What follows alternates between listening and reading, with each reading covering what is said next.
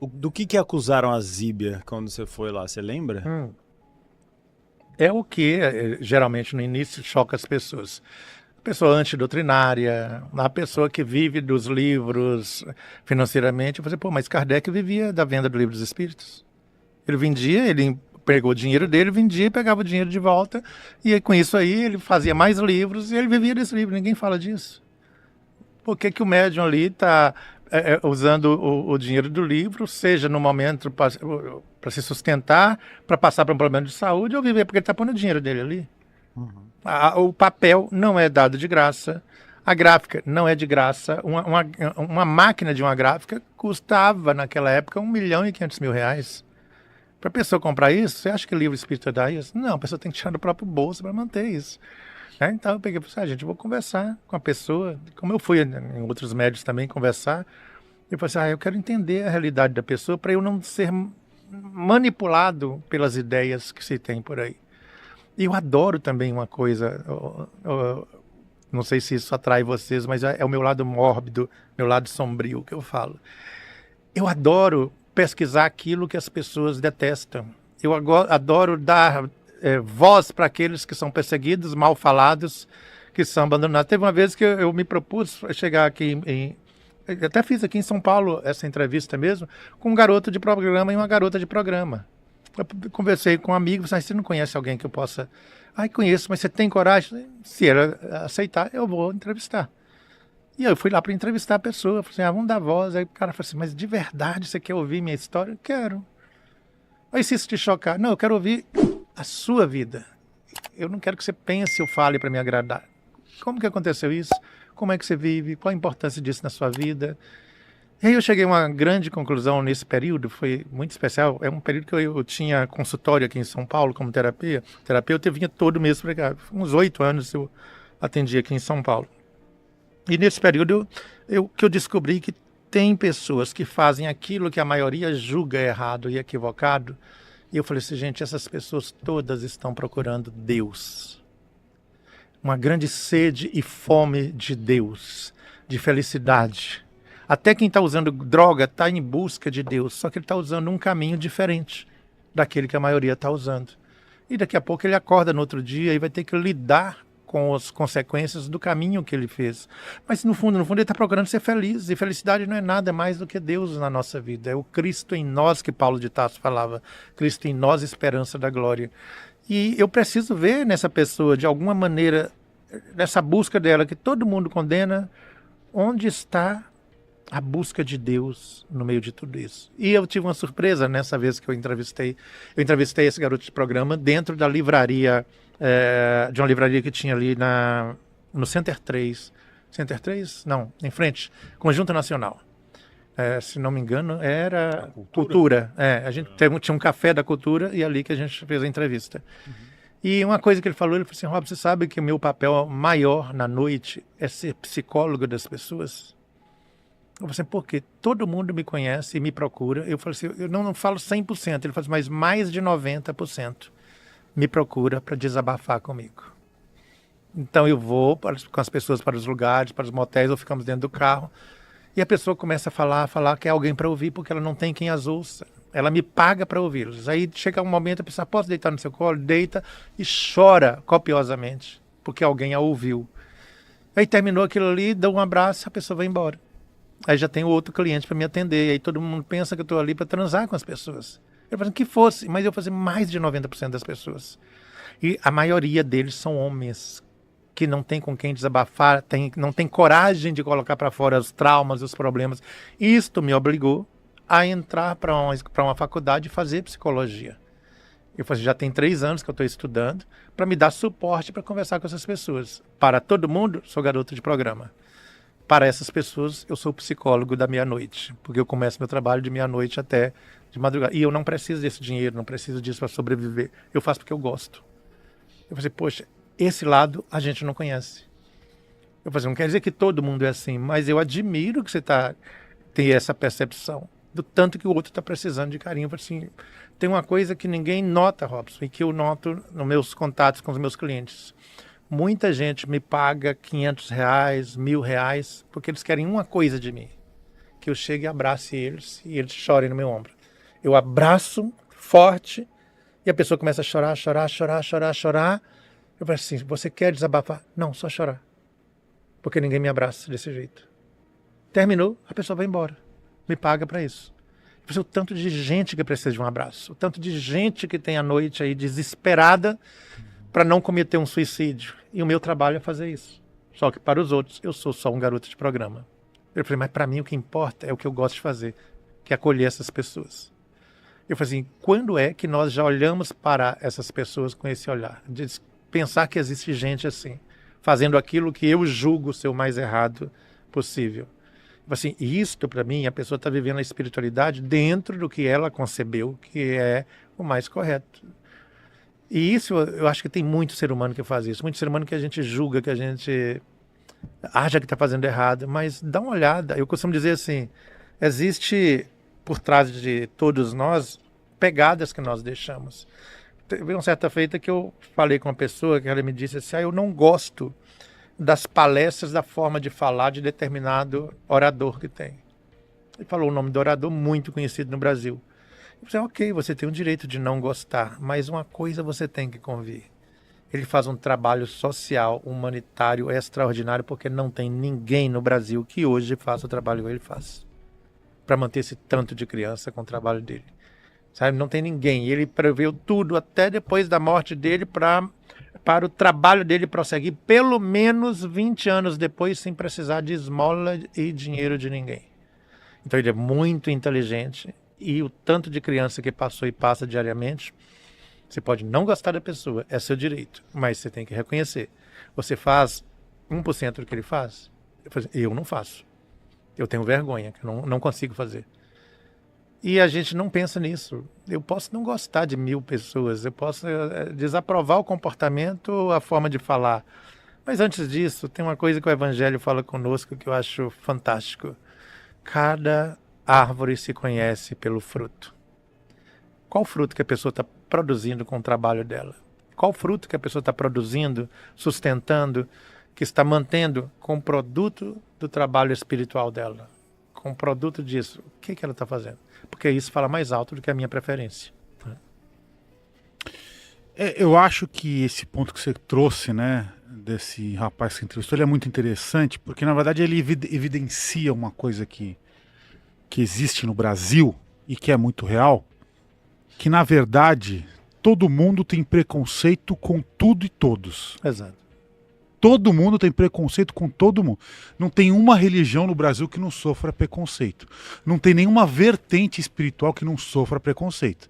Se você fala que é cristão, vou falar, ele é crentelho. Nossa, ele é bitolado. Nossa, ele só pensa dentro da caixinha. Você fala, não, eu sou um espiritualista ali. Ah, mas então você é um esquizotérico, você é um esquisitão, você é um hippie muito louco, muito doidão. Não, eu gosto, na verdade, é do xamanismo. Ah, você vai ficar tomando aquele chazinho de veneno do capeta, é isso? Não, na verdade eu gosto do candomblé. Não, uma coisa de Exu, de orixá. E a Umbanda, não, Alá só é coisa ruim. O brasileiro tem preconceito com tudo e com todos. Cada um só escolhe o preconceito que vai ter. E aí não sobra nada. Não tem como agradar. Não sobra, exatamente. Eu falo assim, olha, não interessa o que você fizer. Sempre vão te criticar. Então vai e faça. A gente falou isso, eu e o Grande falou e isso faça. hoje. Aí te acusou de fazer isso. Você não fez, então dê razão à pessoa. Vai lá e faça. Tem pessoas que perguntam pra mim, como é que eu vou abrir um pequeno negócio no Instagram, eu tenho vergonha. Eu falei, vai lá e faz. Porque a sua vergonha vai ser maior, a vergonha é do outro, não é nem sua. Vai lá e faz, vou fazer o vídeo, vou colocar um turbante e falar pro mundo inteiro, só fazer. Porque se você vestir a carapuça daquilo que alguém falou, aí é o problema, né? Tem que chegar e fazer. Não dá? E tem uma outra questão aí, Guru, que tem muito a ver também. É assim, se vão falar de você em qualquer situação, em qualquer coisa que você fizer. E se você não fizer também, vão falar que você é preguiçoso e ficou em casa. Tem conhecimento. Não tem saída. Não tem saída. Então eu vou fazer. Mas eu não estou fazendo para agradar a pessoa, para convencer de nada. Eu estou simplesmente fazendo. É só isso. É da minha natureza fazer isso.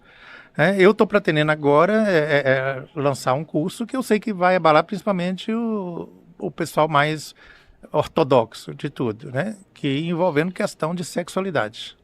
Estou com o curso todo pronto, já estou começando a gravar, mas não é um curso de falar aqueles conceitos, não. Eu quero fazer uma coisa que ninguém fez ainda. Vou te ensinar a usar camisinha. Vou arranjar um pinto de borracha, colocar lá e uma camisinha, olha, é assim que se usa. Você acredita que tem até hoje gente, nós lidamos com pessoas aparentemente, pelo menos na aparência, carentes demais, mas nem carentes tão financeiramente, mas de conhecimento mesmo, que não acredita que você tem que ter os cuidados necessários para evitar uma gravidez indesejada, para evitar doenças, ISTs e tudo mais. Isso não funciona, tá? Você já usou? Não, eu nem sei como que faz isso. A gente tem que fazer isso com essas pessoas, ensiná-las a fazer. E aí, outra coisa também que a gente criou, dentro dessa vertente que eu estou falando, que eu pretendo abordar, a gente criou uma ideia falsa, e aí eu vi até hoje uma pessoa falando que se a pessoa se masturbar, ela atrai o obsessor. Eu falei assim, bom, não precisa atrair, nós estamos num planeta que tem os quase 60 bilhões de espíritos. 70% a 75% não tem noção de espiritualidade. O umbral está jogando gente para cá através das portas da reencarnação. Gente que não tem mínima noção de nada. Eu estou envolvido de obsessor todo dia. E o papel do médium não é esse? Então, para que eu vou atrair por causa disso? Agora, por que isso atrai? É porque a pessoa é mal resolvida nesta área. A pessoa religiosa, em geral, ela é mal resolvida em duas áreas principais. Tem mais, mas essas são principais. Que é a questão financeira. Ela acha que alguém está cobrando, está vivendo de coisa espiritual, está vivendo disso, está vivendo daquilo. Ninguém sabe o valor de uma câmera dessa, valor financeiro que custa. Ter 1 ou 2 ou 3 ou mais funcionários que você tem que pagar para fazer, porque você não faz tudo. Manter uma situação igual a esta aqui, um ambiente igual a esse, isso tem preço, tem valor. Então, como que você não vai vender alguma coisa para manter isso? E está tirando uma parcela da sua vida para dedicar a isso. Porque você não pode ganhar desse... E a pessoa é mal resolvida nessa área. Tão mal resolvida que, não sei se vocês já perceberam algumas vezes, que a pessoa espiritualista, ela tem dificuldade em colocar preço no trabalho dela. Muito. Então a pessoa faz reiki e fala assim, não, eu não cobro nada porque não pode cobrar. Tá, mas quando você fez o curso de reiki, você pagou? Paguei. Então por que você não pode ter isso de volta? Não foi de graça que você recebeu isso, não. Quantos livros você teve que estudar, quantas horas de dedicação, de treinamento, pagar o professor, pagar isso, aquilo, outro. E aí você não pode cobrar. Um terapeuta espiritualista fala assim, não, eu não posso cobrar mais do que R$100, R$150. Tá, mas não vai dar para manter o seu consultório, criatura. Aí a pessoa às vezes fala comigo, quanto você cobra? Eu falo assim, é melhor não te falar, que senão você vai me xingar. Porque eu tenho um nível aqui que eu mantenho. Olha, abaixo disso, não. Você não faz caridade? Com meu trabalho profissional, não. Eu tenho 4 instituições que lá eu faço caridade.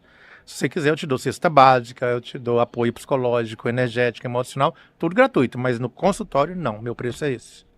Lá você tem o que eu faço e muito mais. A pessoa tem muita dificuldade disso. E a segunda coisa que nós temos dificuldades é com a questão da sexualidade. Somos muito mal resolvidos sexualmente desde passado, e é mais agora, que a gente vive muito de aparência e tudo. Não se entrega plenamente ao prazer sexual com seu companheiro, sua companheira, quem quer que seja, ou com sua árvore de estimação, sua pedra, do jeito que ela fizer, mas ela não se entrega plenamente. Está sempre desejoso de alguma coisa a mais, e aí, ao tocar nesse assunto, é como se fosse pecado, errado e proibido, porque a pessoa não está bem por dentro, é mal amada, mal resolvida. E espiritualidade é você estar bem resolvido, qualquer que seja a sua situação. E o Chico falava com frequência que, é uma brincadeira, mas que hoje eu tenho como verdade, ele falava assim, meu filho, espiritismo é religião de católico fracassado. Eu falei, por que, Chico? Porque fracassou lá no passado, meu filho. Ele veio, encarnou aqui para atrapalhar tudo com as manias que eles tinham do passado. Era o padre que abusou da freira, que abusou das crianças, reencarna como dirigente de centro espírita. Aí quer colocar no outro um cabresto para ele fazer o que ele acha certo, enquanto ele se permite. Aí o outro, que era bispo, era cardeal, reencarnou como dirigente das federações. Porque ele quer ditar normas para os outros seguirem. Aí eu falei assim, na verdade, Chico, eu acho que não é religião de católico fracassado. Eu acho que o espiritismo fracassou como movimento humano. como movimento espírita. E ele sobrevive através de quê? De grupos pequenos, daquelas senhorinhas que fazem a sua benzição em casa, sabe? Daquela pessoa que faz na maior simplicidade e não dos mega templos que se constroem e não de uma espiritualidade que não quer isso, que ele quer estar no coração da pessoa. E nós fracassamos nisso e a gente tem que reconhecer, poxa, fracassamos, agora o que eu vou reconstruir? Como reconstruir isso de uma maneira simples?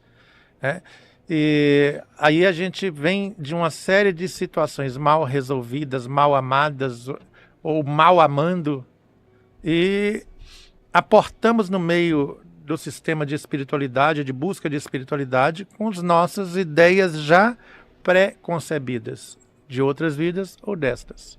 Não se encaixou na minha ideia, a pessoa está errada. Não se encaixou nisso, está errada. Aí vem aquilo que você falou aí, que não adianta, qualquer coisa que eu fizer vai estar errado na boca de alguma pessoa. E a gente precisa entender também que na boca de gente que não presta, gente boa não vale nada. Isso é verdade. Por melhor que você seja, na boca de quem não presta, você não vai valer nada. Então, desculpa, vou continuar não valendo nada, mas fazendo o que eu sei fazer. Ah, não concordo? Então vem e me mostra como fazer. Muda para cá, calça minha sandália, caminha o mesmo caminho e me ensina o que eu devo fazer. Quem sabe eu posso aprender. E nas suas orações, reza para mim, para eu ser tão perfeito igual você, porque até agora eu não aprendi isso. Não tem outro jeito. Até se soa, e é absolutamente irônico isso. Mas tem hora que você tem que ironizar a coisa, senão não sobrevive nesse meio que a gente está, principalmente no século XXI, que isso parece que tomou uma proporção muito maior do que era antes, né?